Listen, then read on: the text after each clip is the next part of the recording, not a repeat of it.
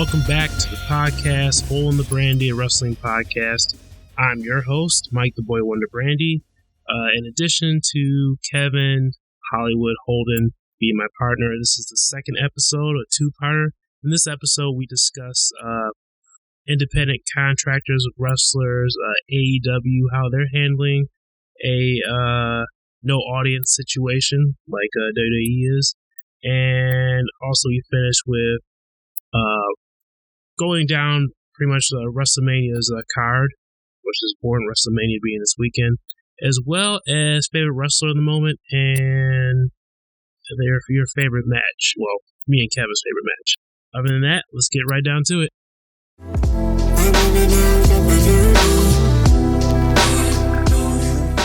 I just wanted to briefly go over the current card, and let me start with the controversial Roman Reigns versus a legendary WWE Hall of Famer and one of the greatest WCW champions ever, Bill Goldberg, versus three-time WWE champion. Already 3 times, by the way, Roman Reigns. That is pretty crazy. Yes. Is it 3 or 4? I'm pretty sure it's 3. It's about to be 4. It's probably about to be 4 because Goldberg is a transitional champion. Guarantee you that. It seems like this was very strategic because they had Goldberg defeat The Fiend in Saudi Arabia. The WWE community, the fans, love The Fiend. Mm-hmm. And so, which makes Goldberg enemy number 1 because obviously he's a part-timer, has to put in the work. It faces a guy who's there every day. Roman Reigns, who, if I had to be honest, after the whole cancer scare and everything like that, and props to him for coming back, it has worn off with the WWE fan base in terms of, the instant crowd favoritism reaction. And like I said, once again, credit to him for overcoming cancer. It's, leukemia, very, very serious, ailment. It's hard to openly admit that, they literally set the whole thing up for Goldberg to beat The Fiend just to set up for Roman Reigns. And it was all literally for WrestleMania booking. That's all it was for. They completely ignored having a dominant character, which The Fiend was. Yeah, I don't know when to call it, man. Chris Jericho said, fans might not get it at first, but Goldberg equals big money. He might equal big money, but for now, what about the future? What about these dudes who've been working all year to get the spotlight? Right. The main event matches. Everything like that. And we all know Goldberg is going to lose to Roman Reigns. Right. Because Goldberg's not going to stick around to either defend his title or identify himself as the best in the business. That being said, go ahead and tell the audience why you don't like Bill Goldberg. And actually, before you do, I'm going to tell them why you don't like Bill Goldberg. Because this guy, during the Monday Night Wars, was a pure WWF guy. Hell he had no interest in WCW at all. Me, I love them both, okay? I'm like a DC and Marvel guy. I can handle both, okay? I love them both. Me, WCW, WWF, love them both. And Bill Goldberg, obviously, some people don't say a great wrestler. I get it, but you mentioned earlier, Chris Jericho, money. Eventually, Goldberg brings money. He put butts in seats. Bill Goldberg is a great value Stone Cold Steve Austin. They're 2 completely different wrestlers. What are you talking about? Just because they're both bald? They were both on top at the same exact time. The only thing with The Rock too there. The only thing is Eric Bischoff thought he had a Stone Cold that was bigger and badder. That's it. And he was a big dude. He played football for the University of Georgia and the Atlanta Falcons. Correct. He was jacked. Yes. He had a great moveset, by the way, back then. Compared to now. Great moveset? Yes, I'm talking gorilla press slams, spine busters. I'm doing full on Soulja Boy right now. Great moveset? Okay. That's fine. A respectable moveset. How about that? Yes. Tell me the moveset. I just told you. Gorilla press slam. And jackhammer suplex. What else? I'm waiting for the rest. Gorilla press slam. He also had the kick, the little side kick. Matter of fact, ended your boy's career, by the way. That wasn't supposed to happen. Because he's inexperienced. At the time, inexperienced. Inexperienced person in the ring. Super kicking someone who's got 20 plus years in the business. You see, this is actually the truth right here, people. This is where his hatred of athletes, which Goldberg was, entering the professional wrestling world comes from. It's from Bill Goldberg, I guess, ending the great Bret Hart's career. Is that where it comes from? Is this the origin of your hatred? Possibly. I've not looked deep enough into it. Well, I'm looking at it, and I believe that's it. But either way, I think Bill Goldberg deserves his place in the Hall of Fame. Remember, he was undefeated for a time period. Of course, they over-exaggerated that record, granted. I get it. But no one besides Asuka has ever become close to receiving those type of accolades and the hype that Bill Goldberg exuberated. When did Goldberg first lose in WCW?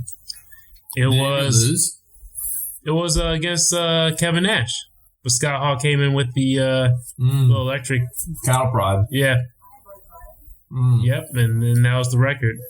It's so hard to take WCW seriously. How you figure? All the years of ridiculousness. 83 weeks. 83 weeks in a row, they beat WWF in the ratings. So what do you mean? Yeah, Eric Bischoff has a podcast called 83 Weeks. I mean, ratings is one thing, but obviously, what do the ratings amount to? Where's WCW? Owned by Vincent Kennedy McMahon and the board of trustees. Hey, good for WCW. 83 weeks. Good job. When's Bash at the Beach? If you're just on here to disrespect WCW and its memory, I'm sorry, you're going to disappoint me and a lot of people listening. Tell you, because there are some fans out there, so I think you should apologize right now. Eric Bischoff fucked him up. He was the general manager. He was the middleman between the talent and Ted Turner. Guaranteed money. Uh-huh. That did establish a standard for those in WWF, though. That is true. Because I could talk about how are wrestlers actually independent contractors or are they employees of their company? Vince McMahon would say that everybody's independent contractors, but they still have to comply as if they were employees of a company. Different conversation. So, once again, let's just say, if you had to predict Goldberg and Roman Reigns, I can't think we already kind of said Roman Reigns is going to win. 100% is going to win. 100%, okay. I mean, what do you think? Roman Reigns. Yeah, of course. Yeah, Golden Boy. Why would they let Goldberg win? No reason whatsoever. None. Right. We got that down. John Cena and The Fiend. Any thoughts on that? That's an interesting one. It is. I was there at the WrestleMania that John Cena beat the Bray Wyatt at the time when he was Mr. Duck Dynasty. The old Duck Dynasty theme going on. What was that? That was WrestleMania 30. That's 2014. That Bray Wyatt versus John Cena, yeah. No way. I'm serious. I don't remember that. Yeah. Are you about to fact check me? Yeah. All right, you can go ahead. But yeah, Bray Wyatt versus John Cena. I do like how they bring up the history, of course, of how Bray Wyatt went downhill after he was defeated by John Cena. Of course, John Cena going through this whole burial era of his wrestling career. Burying talent, as a lot of people like to complain about.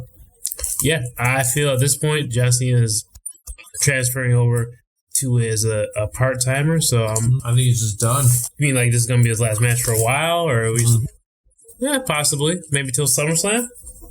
Oh, I don't know. I think for like a year. I think he should be done for at least a year. But yeah, well, okay, so I'm going to pick Bray Wyatt for this one. You're picking Bray? I'm picking Bray Wyatt. Yep. Bray Wyatt, okay. And you're okay with this matchup? It's an interesting one with no build-up, but Bray Wyatt, the character, needs a formidable opponent. He can't just keep mid-carding. Mm-hmm. So he's got to take something a little bit higher, which he will, which is John Cena. I don't know how it's going to end particularly, but... No crowd. God, no crowd. Mm. I want to say Bray Wyatt. Okay, we agree. 2 in a row. Because I think John Cena is willing to do the job at this point in his career. I think he is, yeah, definitely. Like, he made his money. He did his time. He's ready to move on to something else. If what he's going to do is going to help somebody else, he'll do it. He'll do it, yeah. He's a company guy. Yeah. Through and through. Yeah. All right, Shayna Baszler versus Becky Lynch. I just want to tell the people, if anybody's listening, that Mr. Holden here is biased because he is a Seth Rollins fan. And in case you forgot, Becky Lynch is engaged to Seth Rollins. So therefore, yes, he is completely biased on that account. Me, on the other hand, I believe that this is a good rivalry. This is going to help Shayna Baszler give her a jump start into the mass audience. For those who don't watch NXT, but I think Becky once again prevails. I just have a feeling Becky's going to prevail. I think Shayna's going to push Becky to the limit, but Becky will come out on top. Disarm her, maybe. What about you? Literally everything you just said. What, that Becky's going to come on top once again? Okay. All right. So I think via disarmor. Via disarmor. Yeah. I think it's going to be a hard-fought battle, but Becky Lynch is going to come up on top. Okay. Agreed. Randy Orton and the returning Edge. Edge has to come out on top. Why so? WrestleMania is about happy endings. The happy ending is going to be Roman Reigns. Has been tormented for weeks. His beloved wife has been targeted. Oh, Beth Phoenix, WWE Hall of Famer. After weeks of tormenting, the good guy is going to get his payoff. Is that what you believe? I do. You don't believe that Randy Orton is going to prevail here, considering he's there every day? I don't think so. This is the last man standing match, so... I think Randy Orton volunteered to carry Edge through his comeback match. Probably. They are buddies outside of the square circle. I'm going to go Edge too. But I think Randy Orton gets the last laugh in the match. His last man standing, right? I think Edge is going to win. Of course, obviously gives a little celebration. RKO at the end of the night. Maybe it may continue. Who knows? Maybe it might continue in SummerSlam. And okay, Drew McIntyre, Brock Lesnar. We kind of mentioned it earlier. Drew McIntyre. Though you did text me, I think a couple days ago, you said you believe that it's potential that Drew McIntyre could lose and then have the opportunity at a match where there's actually a crowd. But it seems like you had a little change of heart and you believe that Drew's going to win this one. 100%. I think Drew is going to win. Why? I just know that they're huge on never canceling an event. And if they're dead set on having Drew as the champion, they're going to pin Lesnar, crown Drew, and just have him give like a ride through the town. Like, championship parade. Like, I'm the champion. I'm going to drive through here and let everybody know it. Because right now, it's too risky to have people gather up. Right. Because of COVID-19. Fucking COVID-19. As the theme of the year, bruh. God. I would agree with you on this one, too. I think Drew McIntyre prevails. I think it's actually at least a good 10 to 15 minute match. I think Brock Lesnar gets his offense in here. I can sense even Drew McIntyre kicking out of a F5. And then Drew hit him that Claymore, which has been pushed at his finishing maneuver. Claymore for the 1, 2, 3. We have Drew McIntyre's championship, and Brock is defeated. Brock will probably disappear again for a little bit, as he typically would after a loss like this. Mm-hmm. And Drew would, carry the title, I believe, for the majority of the year. What say you? I would say I completely agree with that assessment. All right, we are agreeing on a lot. Sadly, I have no argument to that at all. We are agreeing on a lot. But this is actually where we switch topics here briefly. We're just going to cover AEW just for a second because obviously AEW is kind of pushing at least one of Vince McMahon's products, NXT, to limit on ratings. And I like AEW a lot. They're obviously affected by COVID-19 as well. Right. And they are not having a live audience either. Are you okay with that from every Wednesday? Because it's once a week for them. Or they've alluded to potentially just having a week where they don't have the show at all, potentially. I don't think they can go a week without having a show. Why don't you think they can go without a week? I think it just shows weakness in the company. Well, I would say now's the time to continue the show because due to the kind of what I said with WrestleMania, I mean, there's no live events going on. Yeah. If they can keep taking advantage of it, getting more recognition, which the company needs, and adding more familiar talent, which they have done recently with Matt Hardy and Brody Lee, a.k.a. Luke Harper, I think it only stands to be a benefit for them as they continue to dominate. Well, I won't say dominate, but beat NXT on those Wednesday night ratings, giving people an alternative there. So, yeah, I think they should continue the show. AEW cannot afford to not continue. Okay, just like what I said. Okay. Because if they're going to compete with the WWE, they can't afford to not have a show. Because if they can't tear the viewership one way or another, they're inevitably going to give it up to one side.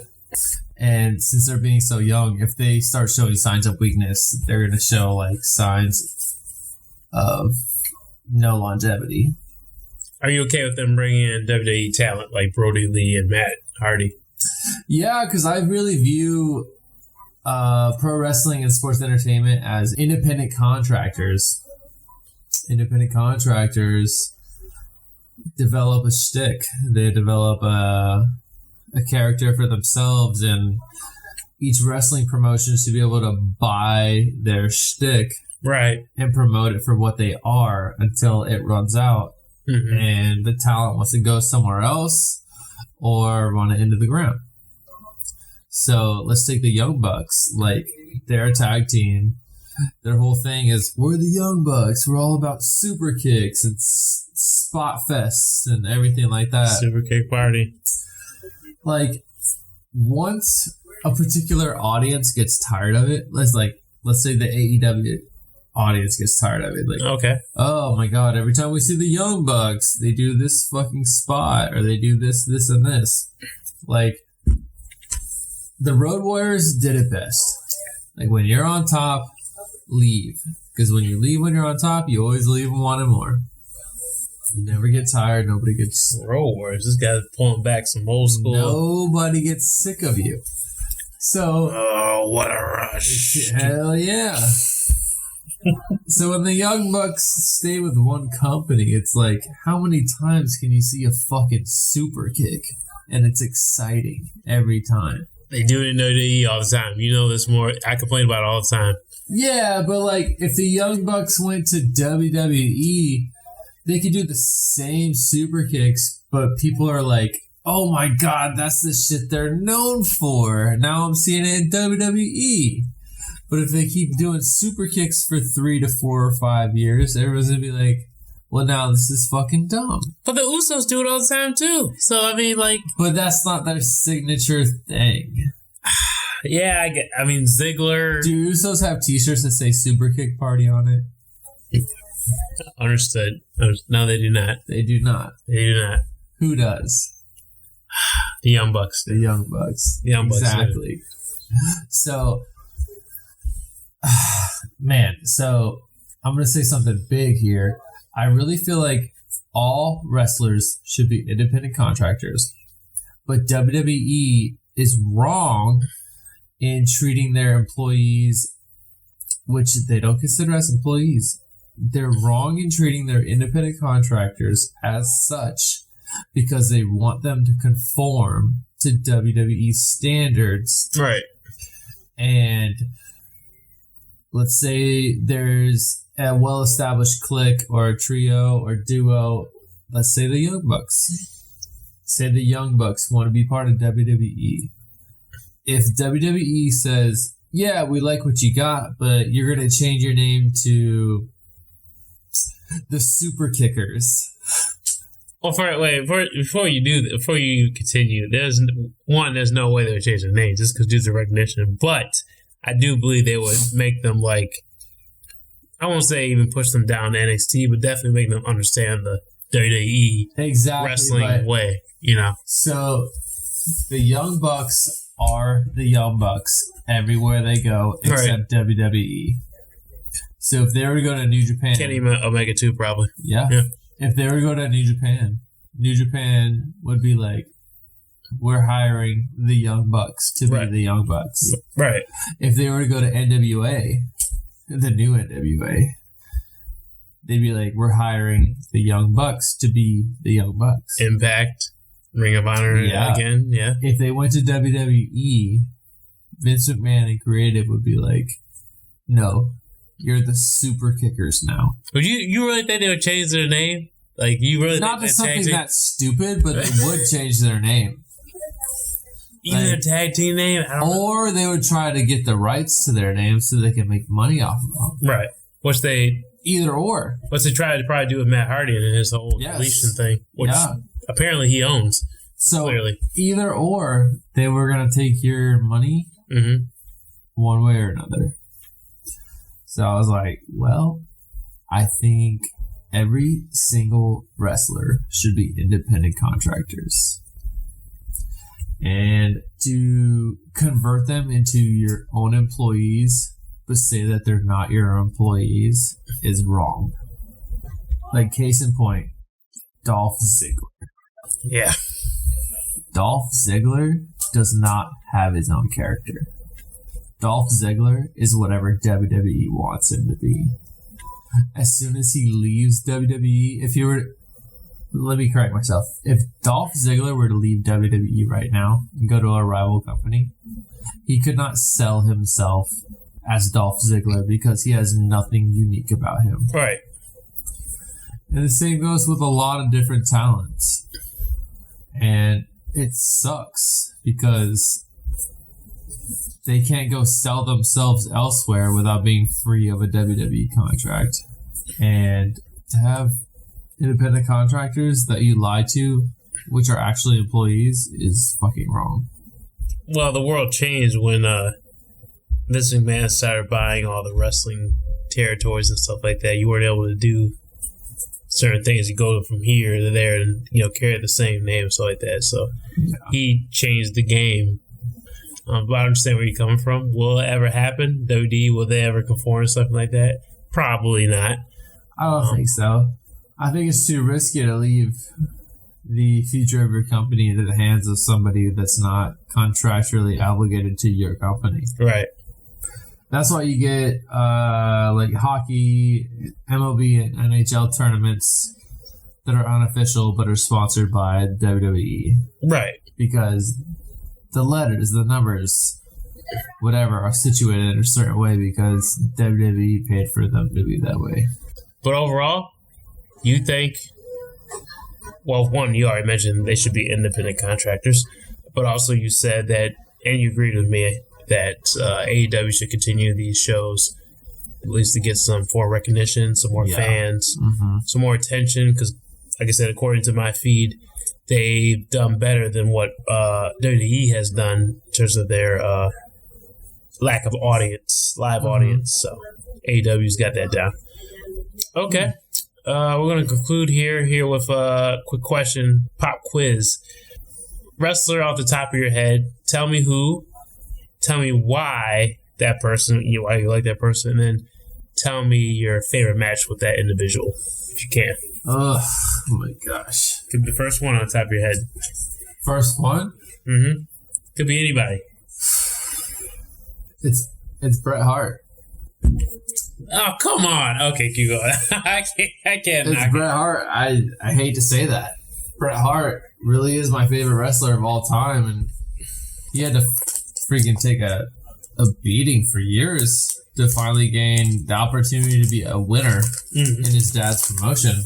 And then after that, he was like a technical expert, and like he really understood the audience. And I wish there was more people like him in the modern era of wrestling, because they understood ring psychology and how to reel a patient. Wow. Reel a spectator in. Okay.